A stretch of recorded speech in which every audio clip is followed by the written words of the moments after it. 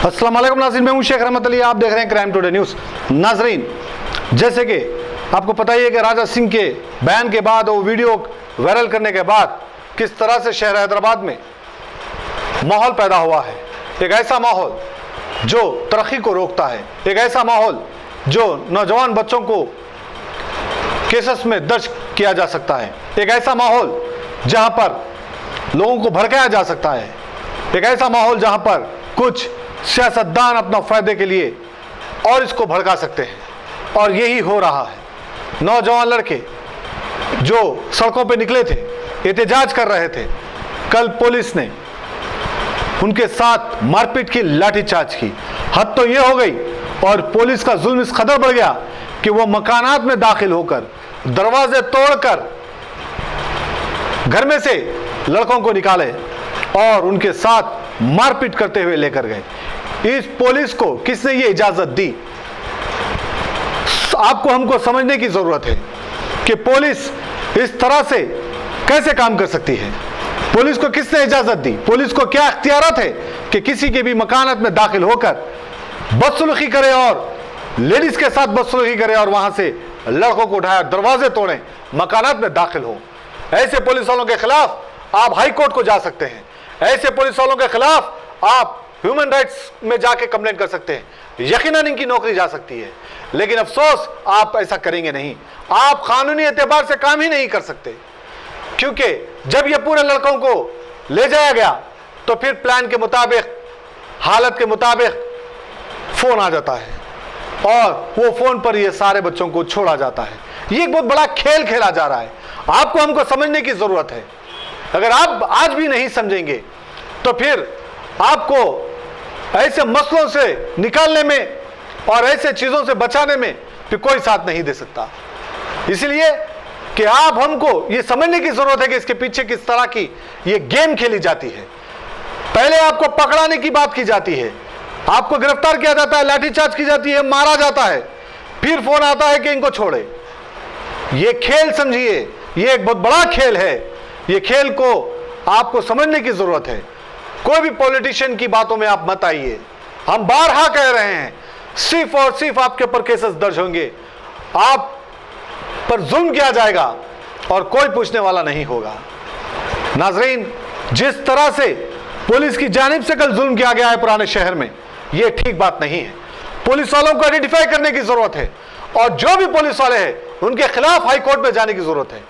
तभी जाकर ये पुलिस वाले सस्पेंड होंगे और आइंदा फिर कभी इस तरह की हरकत नहीं होगी।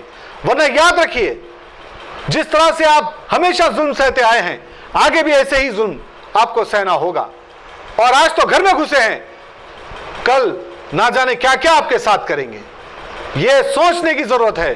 कोई पॉलिटिकल लीडर आपका साथ नहीं आएगा, क्योंकि आप देखे हैं कई वीडियो वायरल हो रहे हैं कि कॉर्पोरेटर आते हैं, वो कॉर्पोरेटर को पुलिस वाला कहता है कि आप भी चलिए, आपको भी हम अंदर डालेंगे। तो फिर क्या औकात है ये लोग की? फिर क्या कर रहे हैं ये पुराने शहर में? एक छोटी सी चीज बच्चों को नहीं बचा सकते, बच्चों की हिफाजत नहीं कर सकते। बड़ी अफसोस की बात है, क्योंकि पुलिस को भी पता है ये लोग वो लोग हैं जो जमीनात के मामलों में झूठे केसेस दर्ज करवाते हैं। ये लोग वो लोग हैं जो झूठे कंप्लेंट करवाकर अपने दुश्मनों के खिलाफ या उनके खिलाफ जो भी वो आवाज उठाता है उसके खिलाफ झूठे कंप्लेंट करते हैं। पुलिस अच्छी तरह जानती है इनके कार्रवाई, इसलिए इनकी आज कोई भी अहमियत नहीं रही। बड़ी अफसोस की बात है, जिस तरह से पुलिस का कल जुल्म हुआ है, यह नाकाबिल बर्दाश्त है। ऐसे पुलिस वालों को सस्पेंड होने की जरूरत है।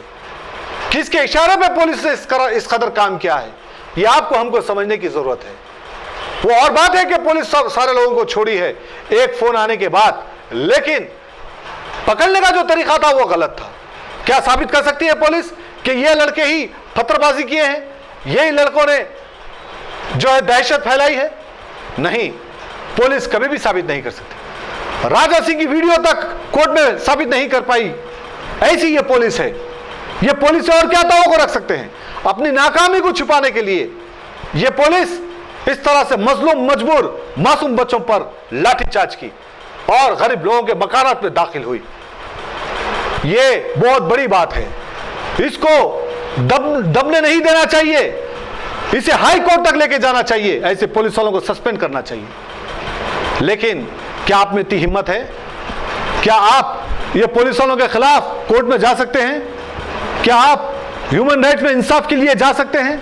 वो लड़के जो एहतजाज करना हमारा हक है, चाहे वो कोई भी मसला हो, हमें एहतजाज करने से कोई नहीं रोक सकता, हमारे इस मुल्क का संविधान कहता है। लेकिन वो एहतजाज करने वाले, वो इंसाफ मांगने वाले के ऊपर जुल्म किया जा रहा है पुलिस के जरिए। क्या हैदराबाद अब दूसरा उत्तर प्रदेश बनता जा रहा है? क्या कर रहे हैं मोहम्मद महमूद अली, जो बड़े बड़े बातें तो करते हैं, लेकिन आज साबित होगा कि वो डम्मी होम मिनिस्टर हैं। ऐसे होम मिनिस्टर जो पुलिस से डरते हैं, जो अपनी पास कोई ताकत नहीं है और एक मामूली पुलिस वालों से ये डर और खौफ में रहते हैं, ऐसे होम मिनिस्टर से हम तवक्को रख सकते हैं? के चंद्रशेखर राव जो बारहा ये साबित करते रहे हैं कि वो मुसलमानों के हमदर्द नहीं हैं, मसाजिदों को गिराए, औकाफ की जायदादों को तबाह कर दिए और पुलिस के जरिए कई लोगों का इनकाउंटर कर दिया गया। क्या ऐसे चीफ मिनिस्टर से हम उम्मीद रख सकते हैं? क्या वो लोग जो मुसलमानों के रहनुमा कहते हैं, जो मुसलमानों को वोट से जीते हैं, हमेशा ये कहते नहीं थकते कि वो मुसलमानों के साथ है? क्या जब लाठीचार्ज हो रही थी ये लोग कहां थे? नाज़रीन, आज वक्त आ गया है हमें सोचने समझने के लिए कि कैसी हम जिंदगी जी रहे हैं और किस तरह के आने वाले हालात पैदा हो सकते हैं। बड़ी अफसोस की बात है, पुलिस आती है, मकानात के दरवाजे तोड़ती है, मासूम बच्चों को घर में से निकालती है, लेकिन उनके खिलाफ कोई शिकायत नहीं, कोई कंप्लेंट नहीं, कोई एहतजाज नहीं। यह खौफ का माहौल पैदा करने की कोशिश की जा रही है पुलिस की जानिब से। पुलिस कंट्रोल करे, एहतजाज अगर भड़कता है, गलत तरीके से एहतजाज होता है तो उसके खिलाफ कार्रवाई करे, लेकिन पुलिस को कोई हक नहीं है इस कदर बच्चों के साथ मारपीट करे। आपके पास कानून के दरवाजे खुले हैं, अदालत के दरवाजे खुले हैं। अब देखते हैं कि कितने लोग ये पुलिस के खिलाफ कोर्ट को और ह्यूमन राइट्स कमीशन को जाते हैं।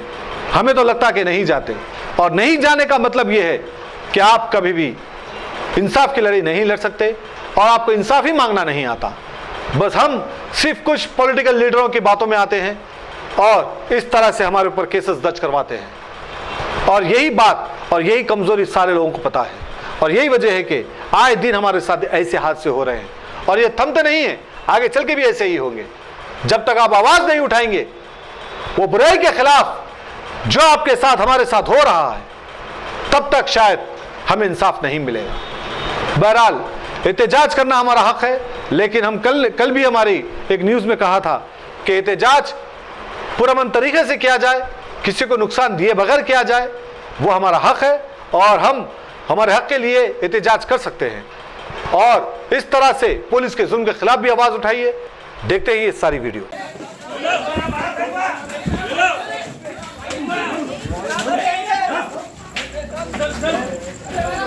भाई इधर रहा।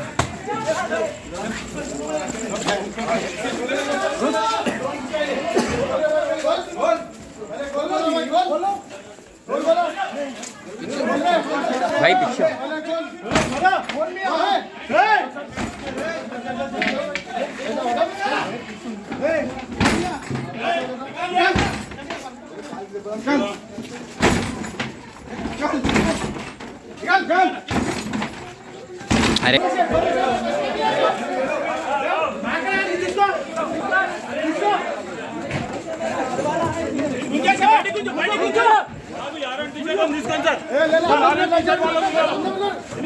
अरे ये पीछे बैठो।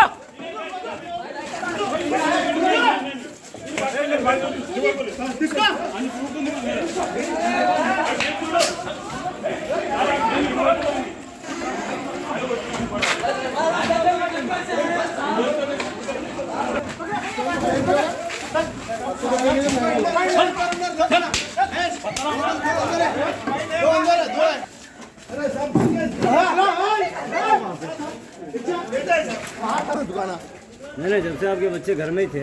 नहीं, एक जने थे, एक जने बाहर थे बस। एक जने बाहर। एक जने बाहर थे, पूरे घर में थे। पूरे घर में थे। अभी दरवाजा तोड़ गया। अब देखो ना क्या करना है फिर।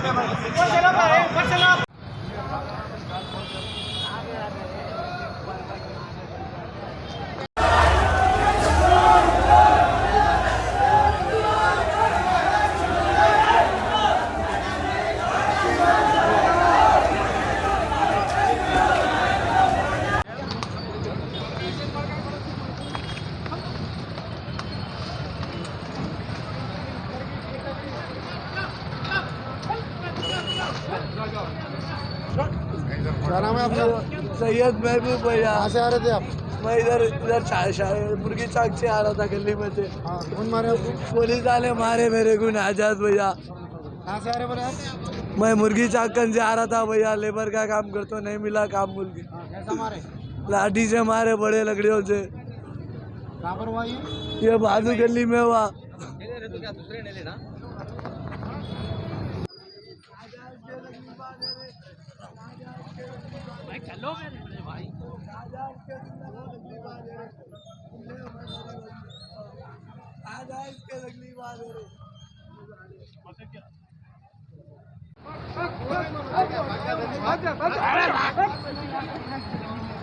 अरे